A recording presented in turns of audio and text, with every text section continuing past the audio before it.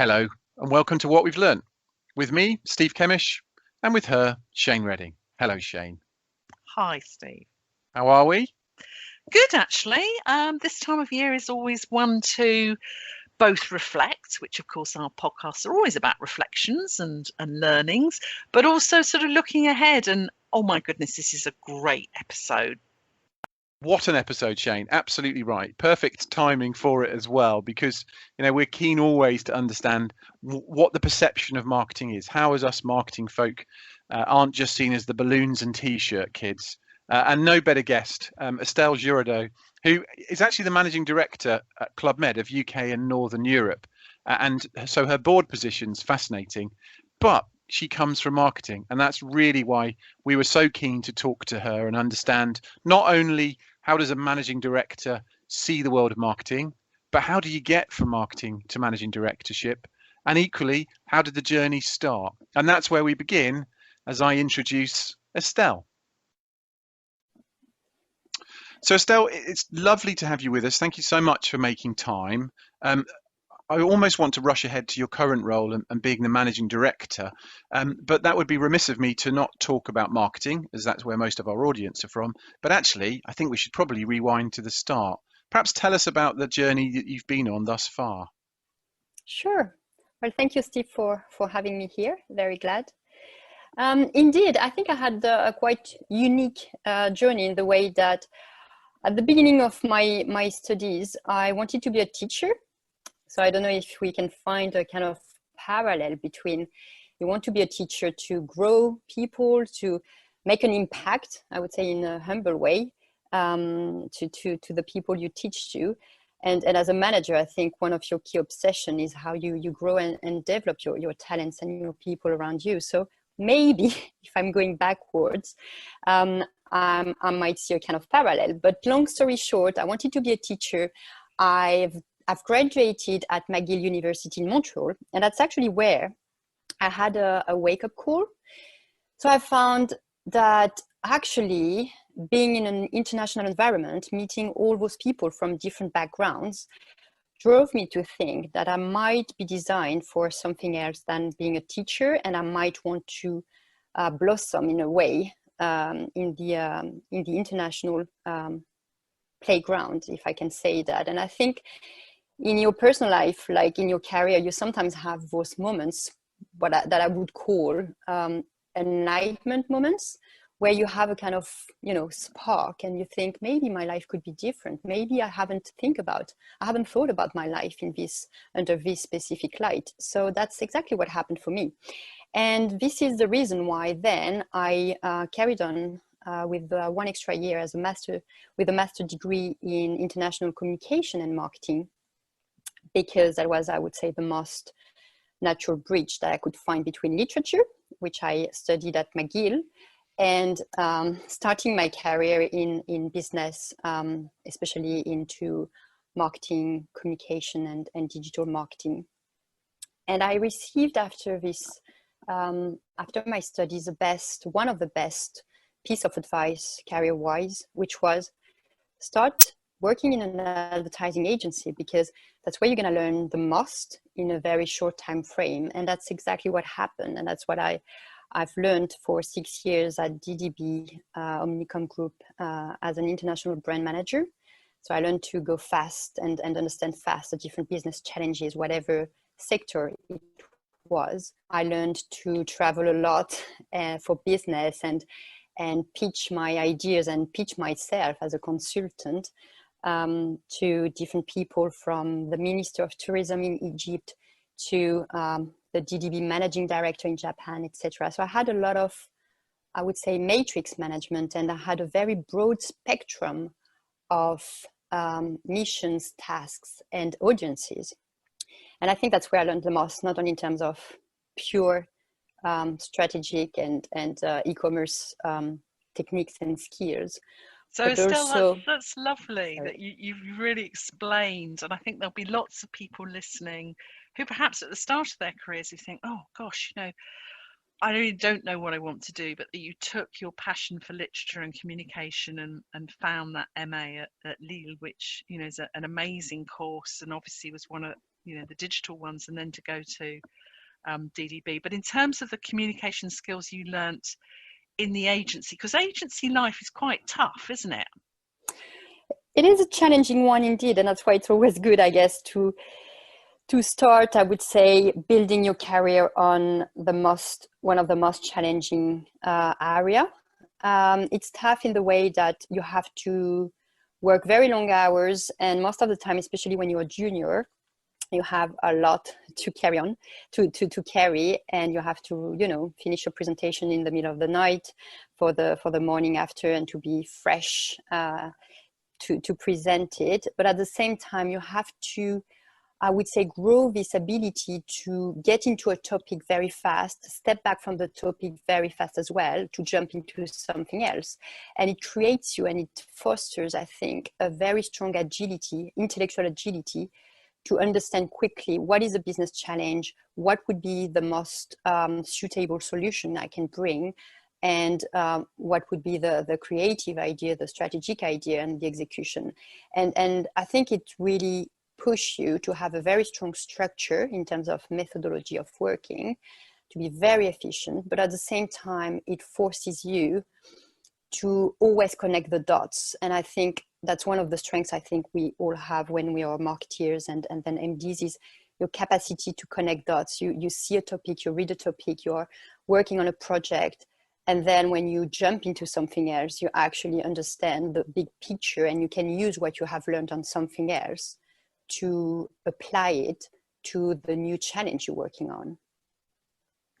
It's funny, isn't it, as well, because at a basic level, we all three of us, and I'm sure many people listening in know, agencies just work you jolly hard, and that's no bad thing for it to give you almost the in at the deep end, Estelle, that if you want a life and a career in marketing, you may as well start in one of the most frantic positions in the most hardworking of areas, and if you can swim there, you can probably swim anywhere, as well as, and you've almost, that may put people off, but what you've articulated brilliantly is the benefits of being in that fast-paced environment is that it feels like it's just accelerated your skills and I'm sure, as we'll come on to, you've been collecting, as many of us do, those skills that have set you up well as you've moved through your career. And that seems like a really pivotal point, that immersion into a fast pace to collect those skills and succeed at rapid pace.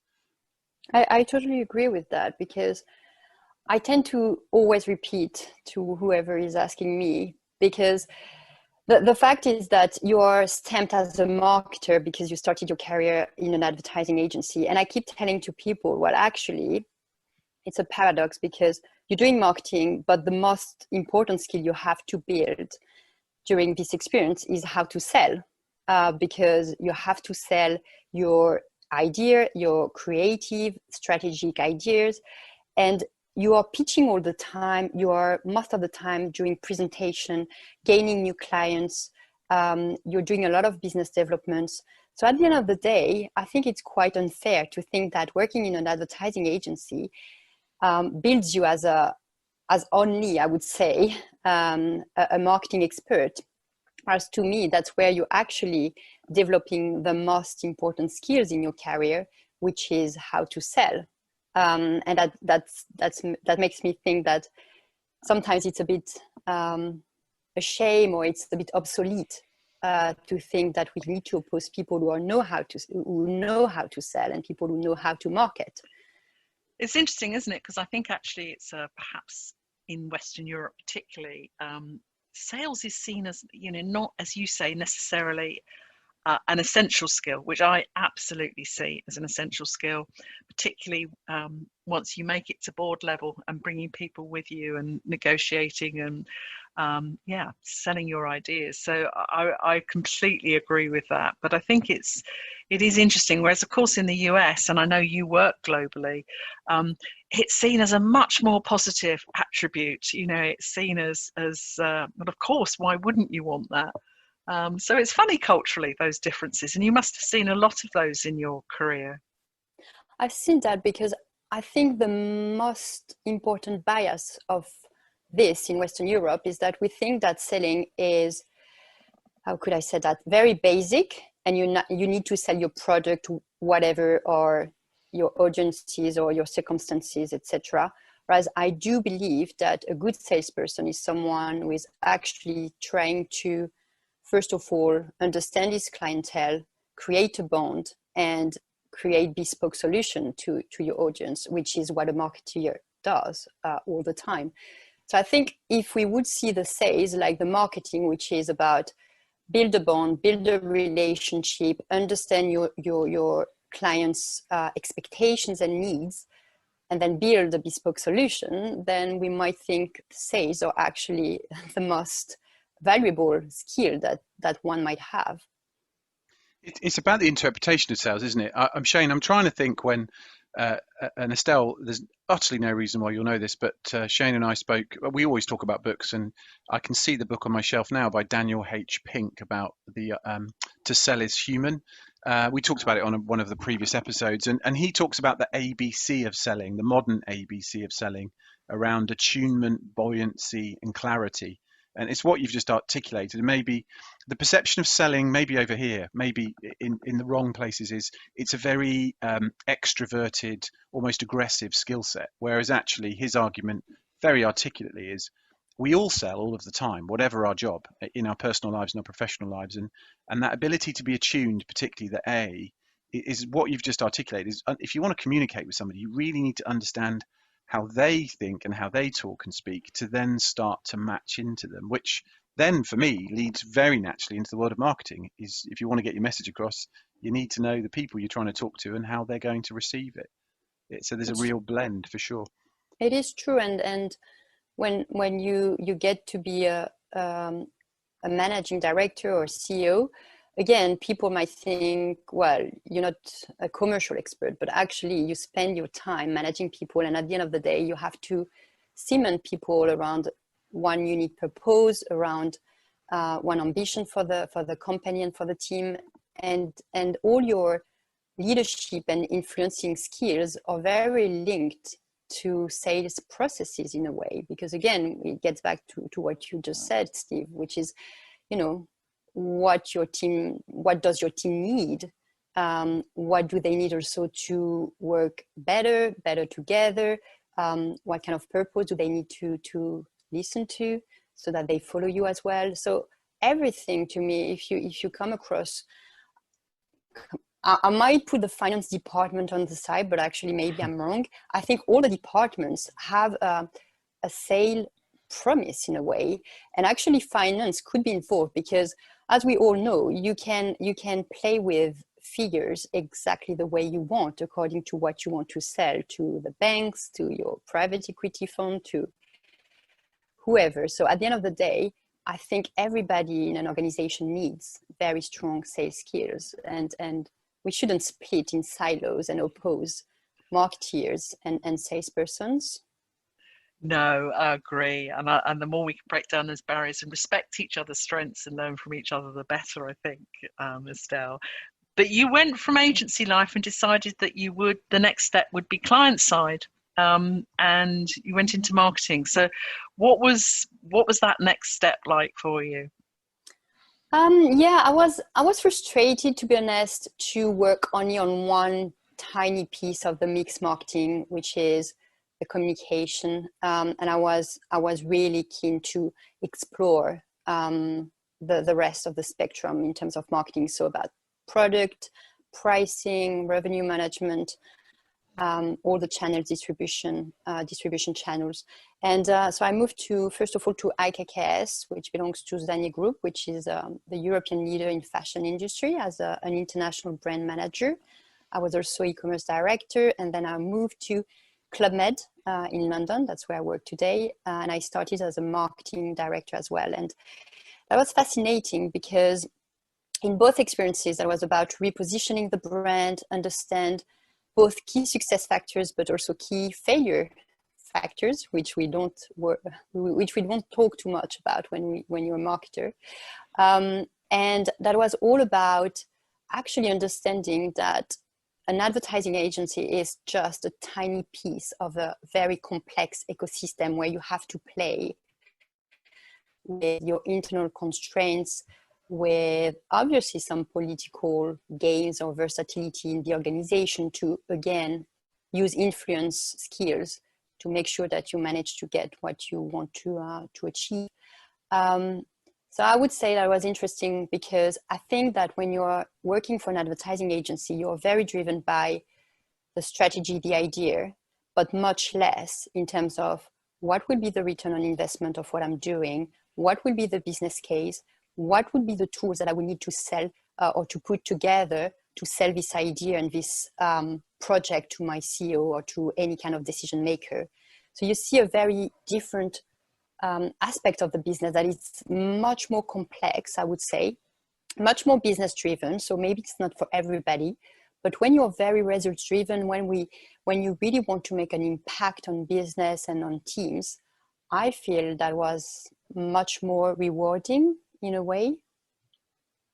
To see your work actually deliver some kind of tangible business value, Estelle, in terms of not just we've got a brilliant campaign where we got X number of follows or likes or something that's very myopically marketing, but we've made business happen for the whole organization. Exactly, because like any kind of business success is at some point the alignment of a lot of good things that you've put together at the same time. And I think both making the right decisions and making them at the right time are equally important. And when you are on the client side, as you said, Jane, you have this kind of comprehensive view of all the levers you can activate, whereas in the advertising agency, you're a piece of the jigsaw, which is a very important piece because we today work with brilliant agencies, and that's absolutely critical for us for the success of our business.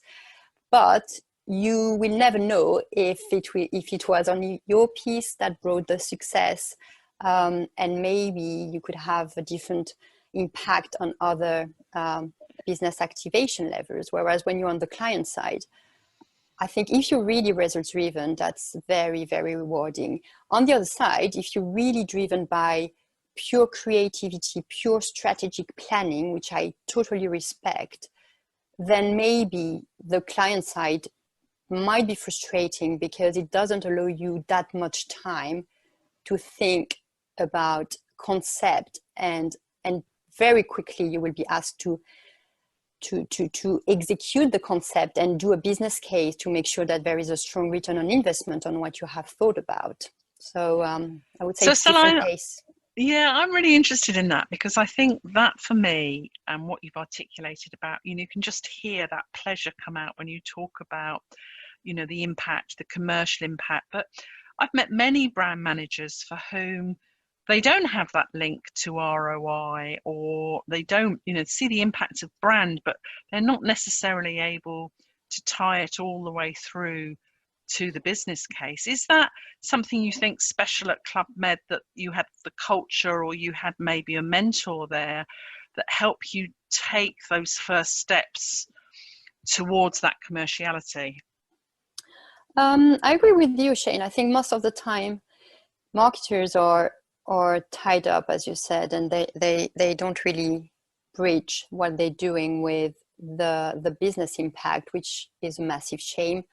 I think I don't know if it's a Club Med thing or if it's also linked to the people and your will. My will, for example, has always been as a marketing director and now as a managing director to make sure that marketeers are very much involved in the P&L and in the business challenges.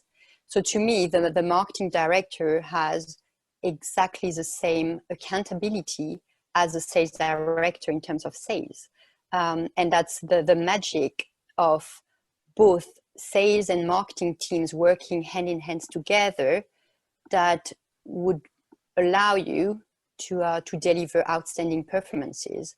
So I think it's really up to the management culture and also the individual will to be involved in this commercial part, because I think a lot of marketers as well, they feel also maybe can assume that more comfortable in having the marketing cap, because the marketing cap is well, if it's doing good, it might be because of my campaign, but if it's doing bad, it might be because of the salesperson's bad performances. And at the end of the day, we had this discussion with Steve earlier, is a salesperson can be easily assessed. It's kind of black and white. The results are very crystal clear, and you can assess if a salesperson is good or bad. The marketeer, there is this blurry area where you will never know if his job or her job was relevant or impactful enough. So I do believe that it's a mix of the Club Med culture, the management culture, but also the individual appetite, I would say, of marketeers to go outside of their scope and really feel that they are accountable in a way or another for the business delivery. And Estelle, I think we can say this. Maybe you wouldn't. You don't strike as an egotistical person at all. But if ever a marketeer was listening in who wanted a reason for why they should go and get basically accountable and business literate, it's the journey that you've taken. And this next step, perhaps we can talk about, is that move from CMO into managing directorship is a rare one, as you and I talked about offline, and was why Shane and I were so keen to talk to you. Is it's really heartening to see that marketing people can be credible at that level, but it doesn't come easily, as you've said. You need to learn the skills, and I'm sure as you'll articulate, it isn't just one easy step either, is it, Estelle? There can be a few steps to get to that point. It is not kind of like easy path. You're right, Steve. In my journey, what happened is I had this funny story. Well, I don't know if it's funny, but today I feel we'll it's let funny. You know if it is. Don't worry. This HR director who told me when I was marketing director at Club Med, she told me, look, Estelle, if one day you want to be a managing director, you would probably, if not surely, need to embrace a full commercial role. Could be commercial director or whatever. Because she said there is no way you can be going from marketing director directly to country director or managing director, especially of a big market like the UK. I remember when she told me that, I was a bit shocked, but I played poker face and I haven't said anything, and I'm happy that I haven't said anything. And she said that, and I thought to myself, there is absolutely no way that I will take a full commercial role, because I'm a marketer. I love marketing. I'm convinced that a good managing director is someone who knows very well how to play with sales and marketing. I know I will be better than my pure sales colleagues in the MD role because of my marketing expertise. So she can say whatever. I know what I will refuse, but I will wait for the opportunities to rise and see how it goes. And so that was this discussion. And then I had the chance to have some managing directors, a couple of ones who kind of went and left the business. So during a period of a year or so, I was doing interim managing directors. So when they were arriving and the time they get onboarded, I was the one in charge. When they were leaving, at the time they hire someone else, I was in charge.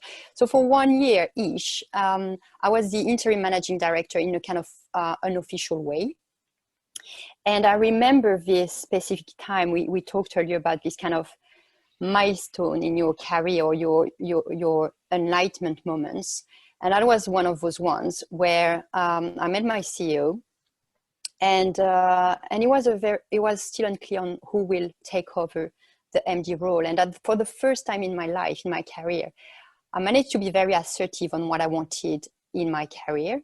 And I said, look, if you think I'm a good number 2, and maybe I will be number 2 forever, at least in Club Med, then I prefer you to let me know, and then I will make my decisions accordingly. But I haven't said that in a threatening way, because I thought that would be totally irrelevant. But I said it in a very constructive, positive way, showing that I was ambitious and that I thought that I had everything it takes to at least get the chance to show what I could bring to the business and to the teams as a managing director.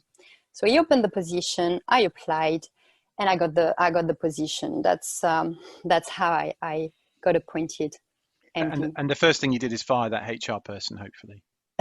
Of course not. Of course not. But I think on that, Estelle, I think that's really lovely what you say there about, you know, choosing your moment almost, that, you know, to seize the day. And there perhaps would be others who are like, oh, I've been asked to do, you know, I'm doing all the hard work. I'm doing the interim job again. Why haven't they asked me? And I love your reframing. Instead of saying, you know, why aren't you appointing me as MD, of saying, do you see me just as number two? And I think that's really interesting. As you say, it's less perhaps confrontational, helps reframe that in somebody's mind. But any other advice for somebody who's perhaps in that sort of same position, who feels perhaps a little bit stuck as to how they reposition themselves, or any skills that you felt you had to equip yourself to do that job? I am a strong believer that if you really want to get and achieve something, you have to show to the people that you have the ability, that you have the right attitude to take it, and you don't wait for someone to appoint you or for someone to give you a title then to start what you're supposed to do. So I do believe that my advice would be, if you're a marketeer and you are willing to move to a managing director role or sales role, start embracing sales projects, anything that is commercial or anything that is related to e-commerce, where you can link together your sales expertise, your marketing expertise, and talk to people who are pure commercial people. You have to show to your management or to whoever who is a decision maker that you have a strong understanding of the business stakes and that you know how a P&L work. So I would advise you as well to, for the people who listen to us, to talk to your manager or talk to your managing director or sales director and really find ways to work with them, so that you bring an added value for them, so that you are also perceived as someone who has a strong commercial acumen. And then you can really leverage that. And on top of that, my advice would be, as soon as you can, start understanding a P&L. So it could start with, can I have just, 15 minutes of the managing director time to understand how a P&L works, and then do your own homework. That could be, you're a marketing director, you're checking, maybe you can have a tiny piece of a business that is not weighing that much for the group, but where you can have some P&L accountability and it doesn't have a strong stake at the group level. So start as early as possible to understand a P&L and to understand commercial strategy and action plan, because I would say that the big difference between a marketeer and a managing director is that the marketeer will always think about creativity, strategic ideas, how to spend it, how to spend the money, and much less about what will be the revenue if I offer, or if I spend this kind of amount, what would be the estimate of incremental revenue I can bring. And that's probably where the marketeers are perceived as spenders, if I can say that, and not enough as commercial business people who know that at the end of the day, you have to deliver a very strong and profitable P&L. Yeah, there aren't many businesses that survive just spending money. You need to make some as well, don't you? You're quite right. And so you've got into this managing director role, and kind of skipping quite quickly, you've obviously know what you're doing, because you've not just looked after the UK and then on to Scandinavia alongside the UK. You're now UK and Northern Europe. So this wasn't just luck, this was hard work, and clearly you have the skills for that managing director role. But I wonder whether we can turn it around the other way, Estelle, just to carry on that thread of, now as the managing director, what would your advice perhaps be back to you earlier on in your marketing career, or to anyone else that how does a managing director really perceive the good and the bad of marketing when you're on the other side? What do we do wrong? What do we do well that may be useful advice for people? Sure. Well, I will say what I think, but again, I'm not the one to say what you guys think you're doing right or wrong. But from my own experience, I would probably split the marketing the marketeers community into two. I think to me there is a bunch of marketeers who are extremely strong and expert in a lot of, I would say, technical aspect of everything related to e-commerce and digital and into tech, and they really want to thrive in this field. And in this context, they might not want to be a managing director, which is absolutely fine. So there are experts, and they might be that geeky that an MD role might not be of interest or might not be any way possible, because you can't be that geeky and then embrace a managing director role that requires a little bit more general management and interest in other areas than just marketing. And the other part, which is probably the one we are referring to, were the ones who are contemplating to move to a next step as a managing director. And for those ones, I think the first advice would be try to, because marketeers are excellent in putting themselves in the shoes of a client.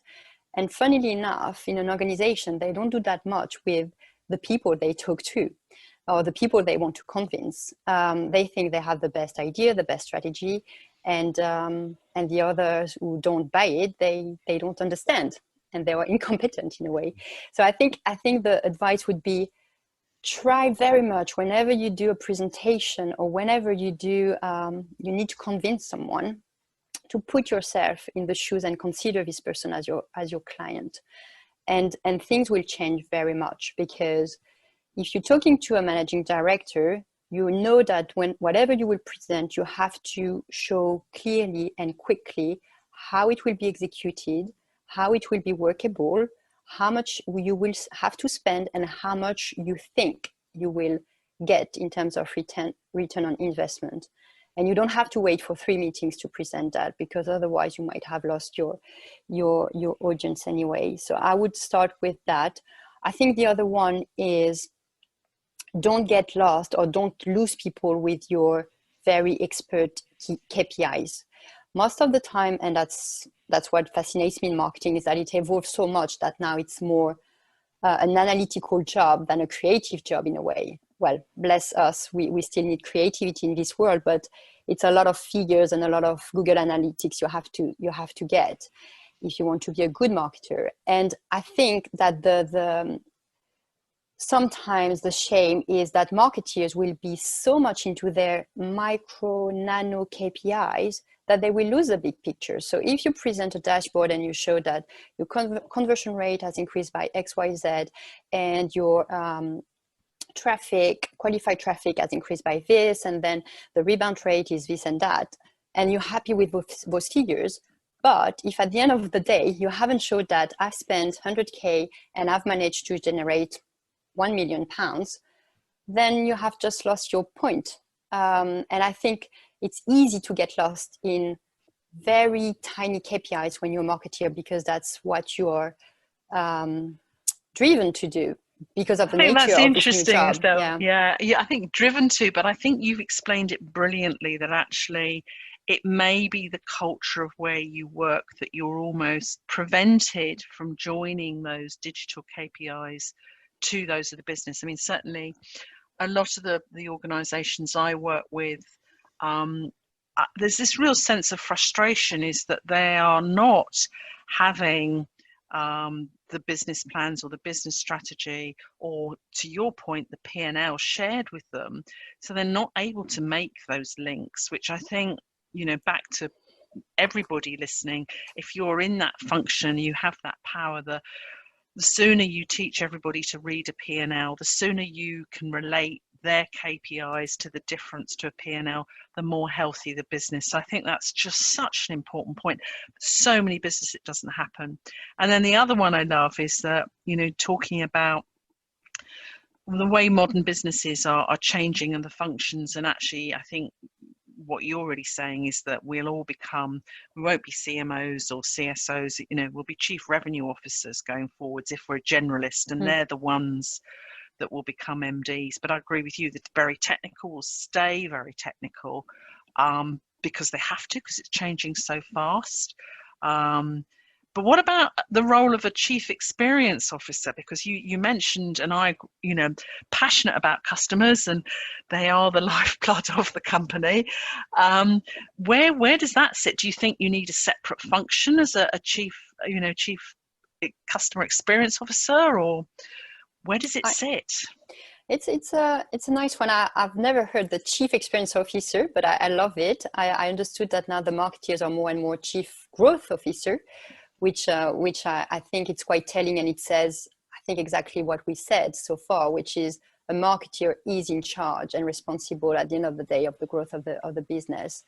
My point on this is that the more you will create those kind of different functions, the more diluted is your strategy, because I think that it's a bit like the customer service department. That's what I say to the team. Yes, there is a customer service department, but at the end of the day, we are all customer service minded. We have to be customer service minded. If we're not, then we're not doing properly our job.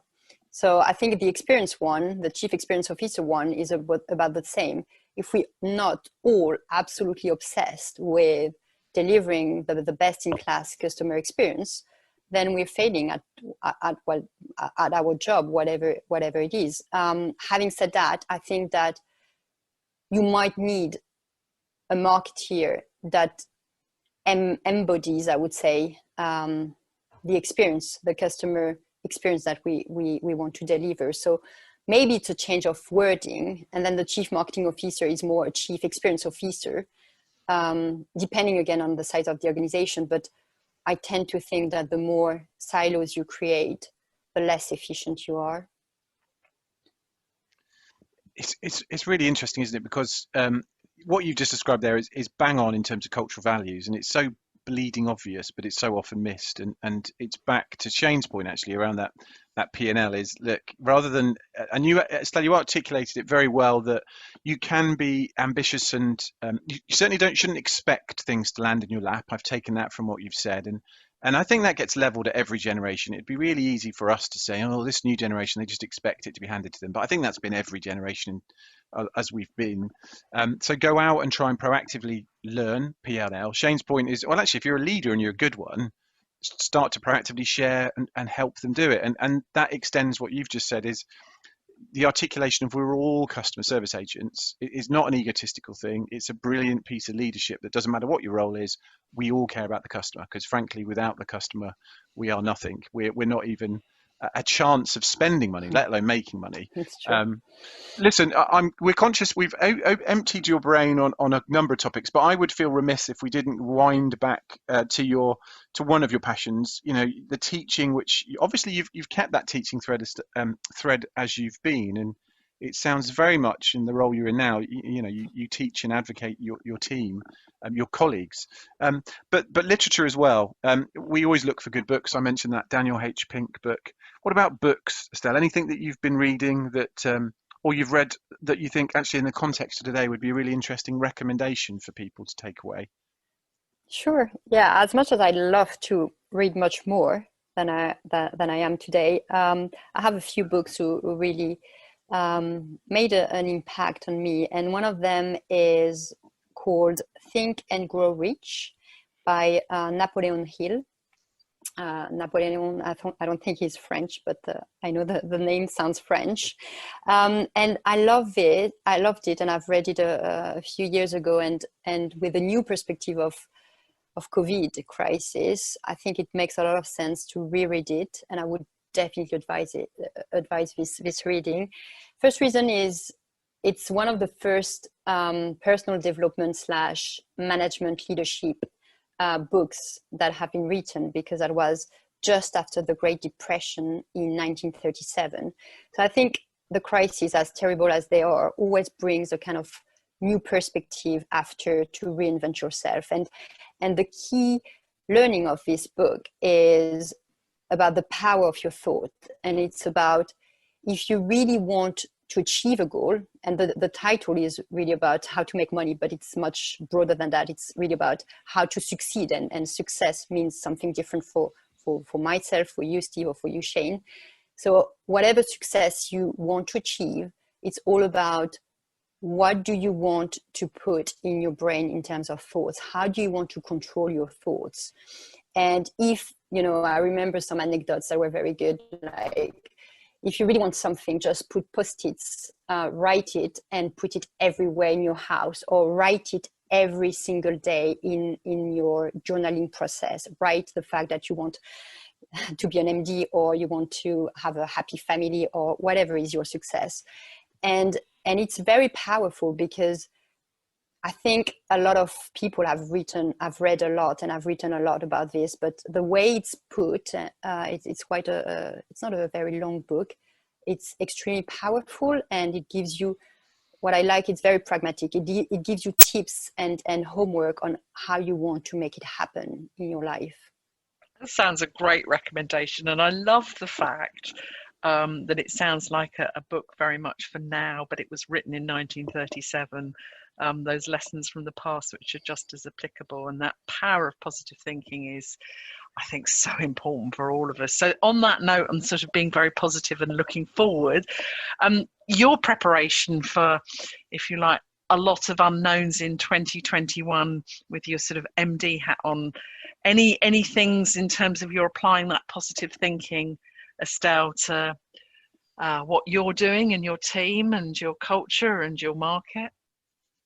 Sure. I think, again, I might be, I don't want to sound over optimistic, because that would be very disruptive with what everybody is saying today. But I think that, like any crisis, and this is not any crisis that we are experiencing today, it's extremely terrible, obviously, but it gives to all of us individually, but also for organizations, to reinvent yourself. And this is not, you don't have a lot of opportunities like that in your life. And I think from a business point of view, this will create a lot of opportunities to reinvent the travel industry, to reinvent your product, your customer delivery according to new customers' expectations. That will also clean up, in a way, the competition or the landscape, because like any crisis, there will be winners, there will be losers. So kind of like all the cards of the game are redistributed again. So it gives a kind of reset. I think this word has been used a lot, but I think it's probably the most relevant one.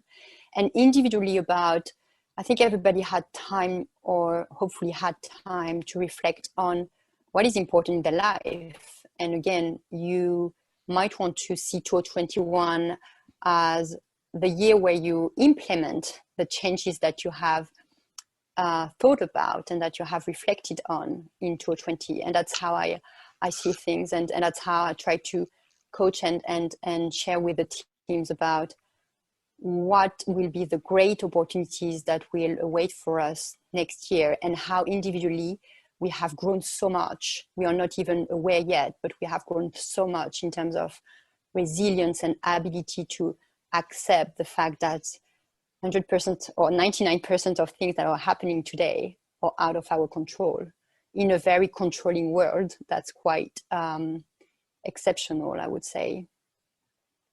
It's really interesting. It's a really nice way of putting it. It sounds very positive. As you said, it's been very turmoilic times for so many people in so many industries. And you talk about next year and hope. Again, maybe a final question before we let you get back to your day job. But you're both a foreign trade advisor for the France and the UK, and you sit on the French Chamber of Great Britain. And although we have a very wide arc of listeners, there will be a lot of people still listening in that are in the UK.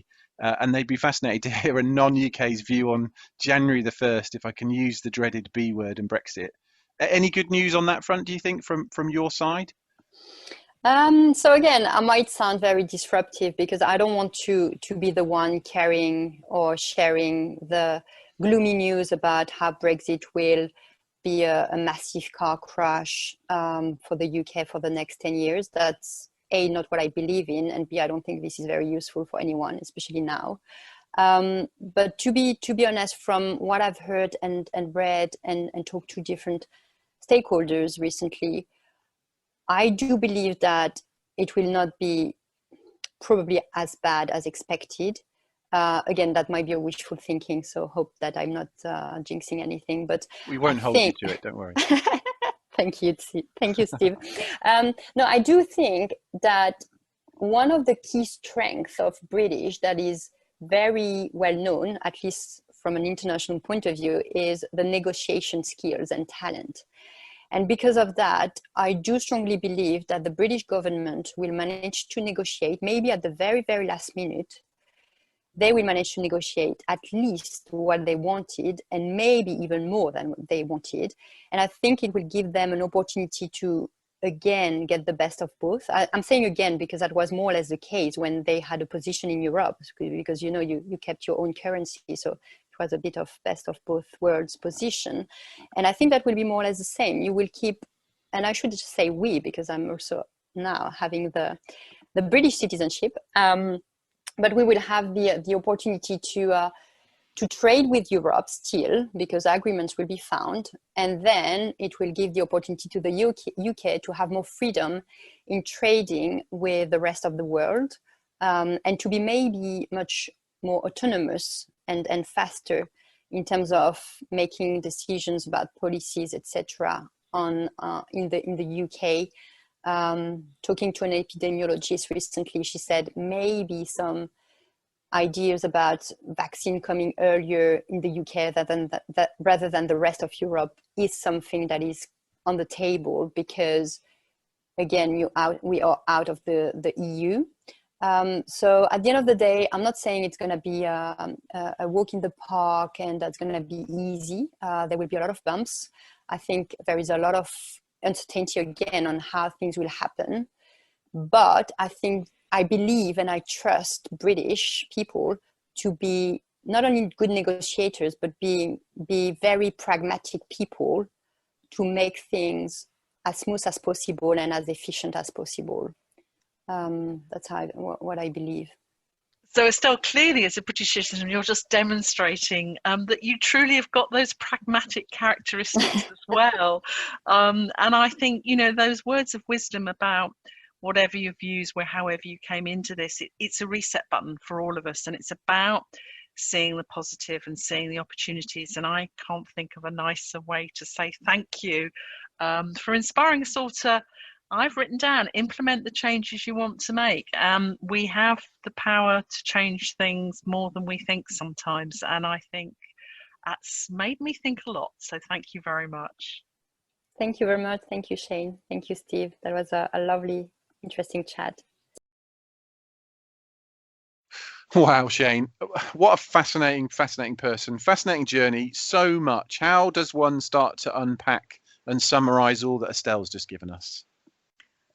As you said, loads. For me, it's that reminder, and actually written big note to myself. Yeah, look at the P and your marketing KPIs, and are they really integrated in the way they should be? Are they aligned, or actually are they working against each other? And I think going into next year, I loved that it's a reset button, for whatever reason, but see the positive, and I am excited about next year. Who knows? I might be back on a plane, or maybe I won't be, but I've still got lots to be positive about.